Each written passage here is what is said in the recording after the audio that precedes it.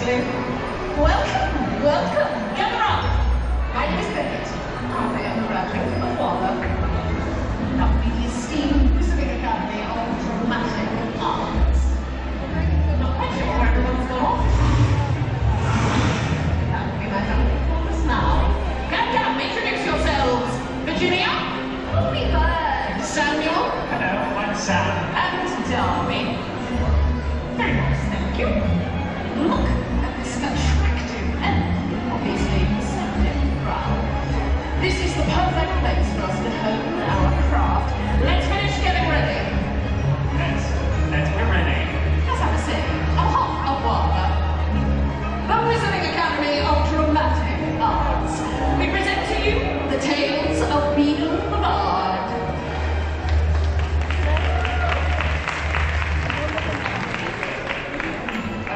Classically trained performers and puppeteers, constantly looking to perfect our artistry. You certainly don't do it for the money.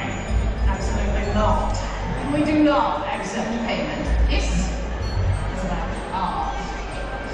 Ladies and gentlemen, the Wizarding world is filled with tales of courage, Gallantry, friendship, hope, and explosions! What? I meant love. And some of the most famous of those tales come from a man who lived over 500 years ago. His name was Beedle the Bard, and he had one of those luxuriant beards. Samuel, I hardly think they care about his beard. His luxuriant beard.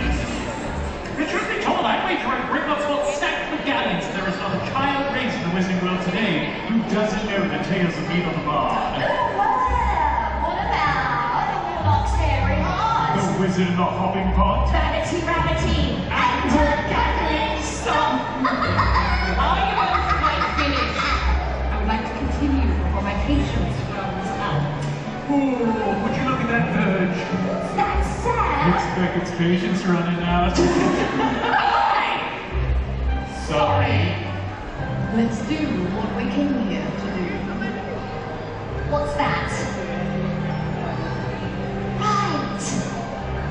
Theater places.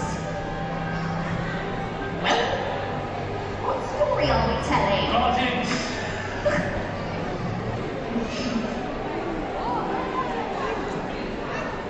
Ladies and gentlemen, this tale is undoubtedly one with which you may be familiar.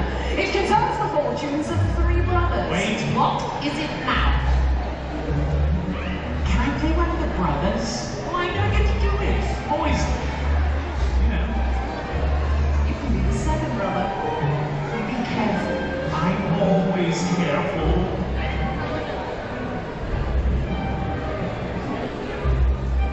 My fellow witches and wizards, everyone ready?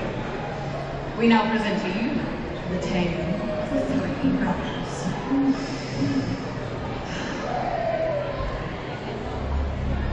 There were once three brothers who were travelling along an lonely, winding road at twilight.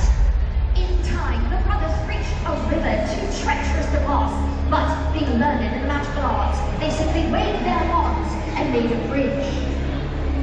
Before they could cross, however, they found their path blocked by a hooded figure. It was death, and he felt cheated because travellers usually drowned in the river. But death was coming. He pretended to congratulate the three brothers upon their magic, and said that each had earned a prize for having been clever enough to evade him. The oldest brother, who was a combative man, asked for a wand more powerful than any in existence, a wand that must always bring jewels for its owner, so Death fashioned him one from an elder tree that grew nearby.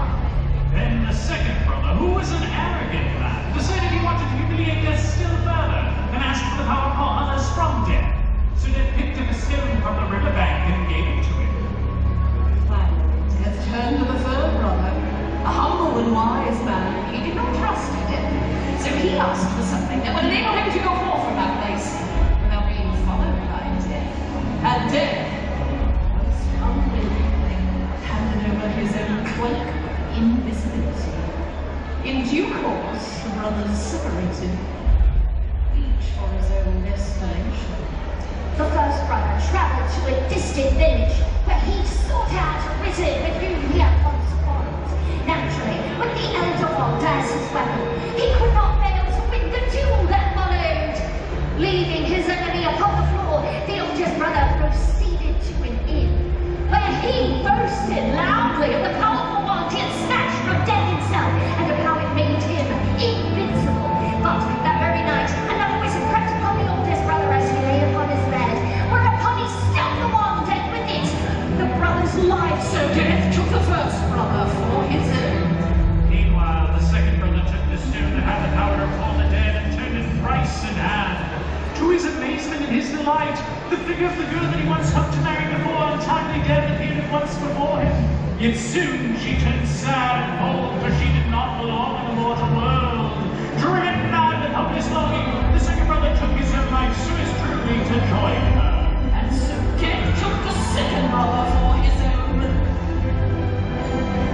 As for the third brother, death so wished for means, but he was never able to find him.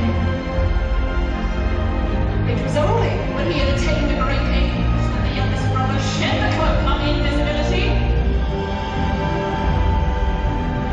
and gave it to his son.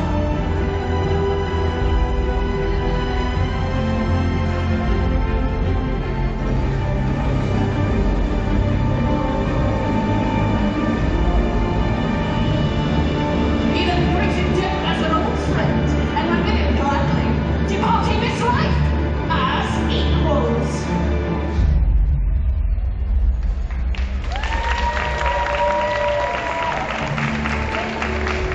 Ladies and gentlemen, the Wizarding World is filled with tales of courage, Gallantry. Friendship. and love.